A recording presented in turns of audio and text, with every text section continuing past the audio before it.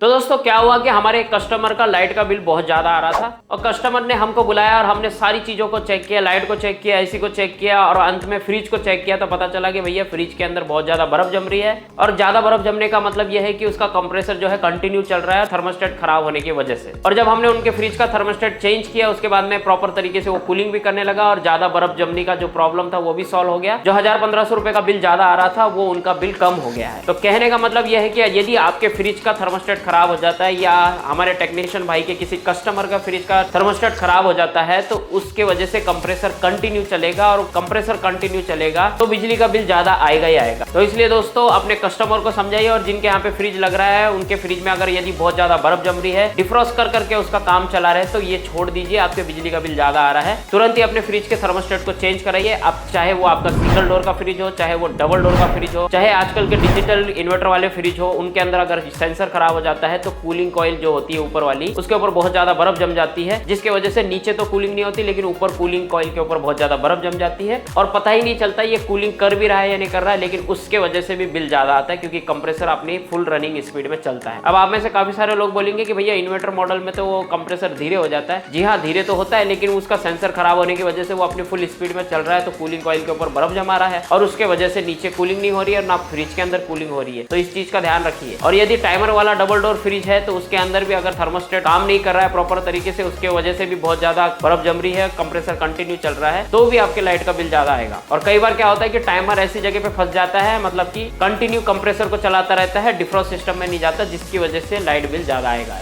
तो कहने का मतलब यह है कि अगर आपको लगता है कि अचानक से आपके घर का लाइट बिल ज्यादा आ रहा है तो अप्लायंसेस को चेक करिए। कई बार एसी की वजह से भी प्रॉब्लम आती है कि एसी का जो कंप्रेसर है आउटडोर यूनिट वो कंटिन्यू चल रहा है। उसकी भी एक रीजन होता है कि इंडोर यूनिट में कूलिंग कॉइल के ऊपर सेंसर लगे हुए हैं, रूम टेम्परेचर सेंसर लगे हुए हैं, अगर वो खराब हो जाते हैं, डिफेक्ट हो जाते हैं तो उसके वजह से भी कंप्रेसर कंटिन्यू चलता है तो उसके वजह से भी लाइट का बिल ज्यादा। तो देखिए, बताने जा रहा था मैं फ्रिज का लेकिन साथ में आपको एसी का भी बता दिया ताकि आपको समझ में आए। तो इस चीज का ध्यान रखिए कि जब भी आपके फ्रिज का थर्मोस्टेट खराब हो रहा है या आपके फ्रिज में बहुत ज्यादा बर्फ जम रही है तो उसका एक रीजन है थर्मोस्टेट का खराब होना, और थर्मोस्टेट का खराब होने की वजह से आपके फ्रिज की वजह से आपके घर का लाइट का बिल बहुत ज्यादा आएगा। तो उम्मीद करता हूँ आप सबको समझ में आ गया। तो ये मेरे कस्टमरों के साथ में प्रॉब्लम आ रही थी तो मैंने सोचा इसको वीडियो के माध्यम से आप सबको भी बता दूं ताकि आप सबको भी समझ में आए। तो उम्मीद करता हूँ आप सबको समझ में आ गया और उम्मीद करता हूँ ये वीडियो आपके लिए काफी हेल्पफुल रहा। तो प्लीज वीडियो को लाइक कीजिए, वीडियो को शेयर कीजिए और यदि चैनल पर नए हैं तो नीचे लाल बटन पे क्लिक करके सब्सक्राइब कर लीजिए और घंटी का बटन दबाइए। जब भी नया वीडियो डालेंगे हर वीडियो से आपको कुछ ना कुछ सीखने को जरूर मिलेगा। तो मिलते हैं अगले वीडियो में। हमेशा अपना और अपनों का ख्याल रखिए। Always keep smiling.